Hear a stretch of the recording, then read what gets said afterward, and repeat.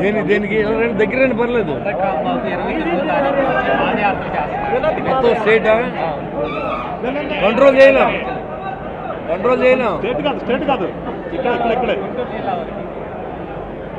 చేయు తప్ప దానికి ఎవరు అభ్యంతరం పెట్టరు.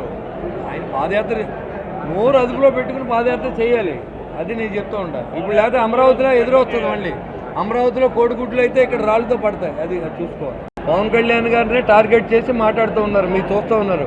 ఎవరు మాట్లాడినా బయటకు వచ్చి పవన్ కళ్యాణ్ గారి గురించే మాట్లాడుతున్నారు తప్ప ఒక బీజేపీ గురించో తెలుగుదేశం గురించో మాట్లాడే దమ్ము వాళ్ళకి లేదు. వాళ్ళు పవన్ కళ్యాణ్ గారు అంటే డెఫర్ అయ్యి ఆయన గమ్ముని నాకు ఇది ఇరిటేషన్ తీసుకొచ్చి ఈ రాజకీయాలు మనకు ఎందుకు అనిపించుకున్నారంటే విమర్శలు చేస్తూ ఉన్నారు.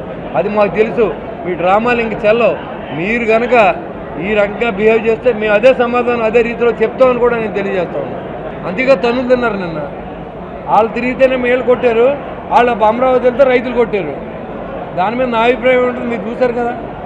కొట్టాలని నేను చెప్పను, కానీ వాళ్ళు కొడతాకు వచ్చేప్పుడు బట్టి కొట్టవలసిన అవసరం ఉంది.